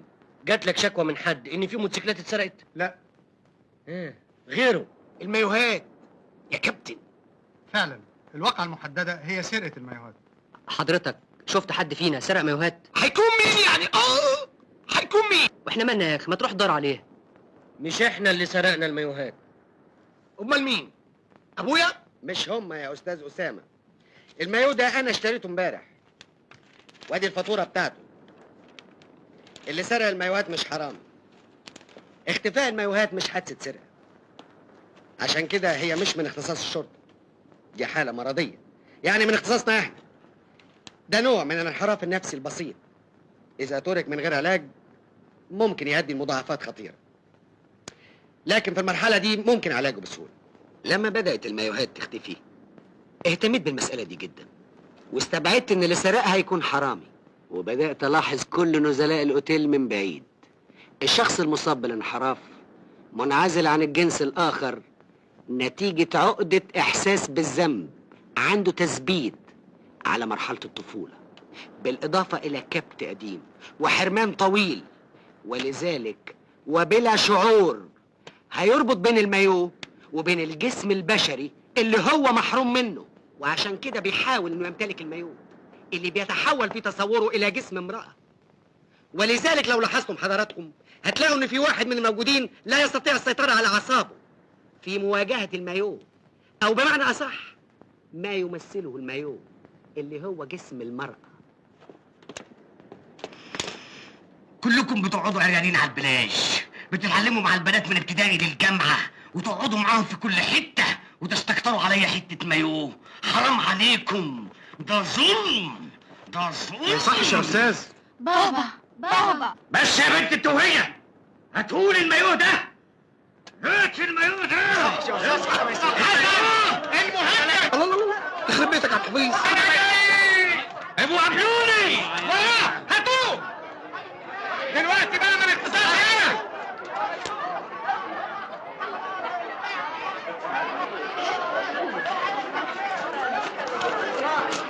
على فين يا عم بس؟ روح على النبي. هاتوا روح مسكهم الحرقوف. روح تعال روح. هاتوا يا جنيدي. روح شيلك. هاتولي ليفه وصابونه. هاتولي ليفه وصابونه. روق روق. انا رايح ايطاليا.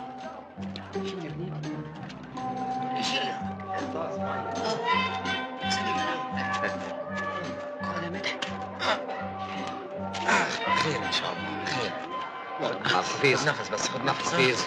خد نفس. ايوه حفيظ. ايوه حرفوفه. جنيدي اقعد على بطنه، اضغط. اقعد انا يهمني.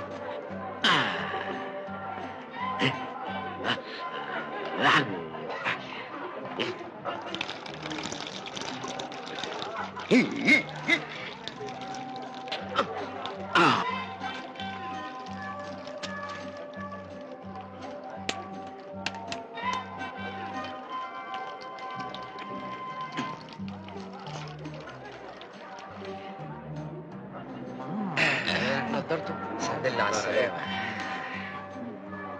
الحمد لله على السلامة يا عمو. ايه؟ بابا سلامتك يا بابا. لا تشر عليك. يلا احنا يا جماعة. بابا اتكلم يا بابا. عن اذنك. ألف بعد شر حبيبي يا بابا. بعد بالشر عليك يا بابا. حقك عليا، ظلمتك معايا. اتضح انها مش سرقه، ده انحراف عقلي. انا اللي كنت قافل مخك ومورطك معايا. ايه؟ عايز تفهمني انك كنت عارف من الاول؟ يا شيخ تنيل، ما تزعلش، ما تزعلش مني. ماجي انا متشكر قوي، وقوفي جنبي خلاني احس اني اكبر من الدنيا نفسها. يعني هتدفع 375 جنيه مهر و125 جنيه شبكه و550 خلو؟ ان شاء الله يكون 1184 في 175 على 124 ومعانا الواحد. ان شاء الله استلف لها واحد من اللي جنبها. مفيش داعي للإحساس بالخجل، ده مرض بسيط جدا هيتعالج منه بسهولة، بس انتوا خليكوا جنبه وهو هيخف إن شاء الله. مدحت انا خجلانه قوي من نفسي، ما كانش في داعي افقد الثقه فيك. اعمل معاك اللي عملته. انا اسفه يا مدحت، اسفه. مديحة، الحب ما فيهوش اسف ابدا. سليمة الحمد لله. طلعت لك منه 20 صفيحة مية. كان هيغرق مني بس انا سديت عليه الزاوية الشمال. جنيدي، انت لازم تنزل مصر حالا. ليه؟ انا قريت صفحة الرياضة النهاردة، لقيتهم رجعوك الفريق تاني. راوية، جنيدي، انت سنتر حياتي. دقيقة و50 ثانية من ساعة ما نطيت في المية لحد ما وصلت البابا. فاضل تمرين واحد، لما يجرأ تاني هوصله في دقيقة. الدنيا صحيح يظهر حلوة وما احناش حاسين، الجو لذيذ والهوا يسكر والناس حلوين، والسما مفروشة عالمالح تروة ياسمين. إذا كان ده كله مش لينا كان يبقى لمين لمين لمين، كان يبقى لمين لمين لمين.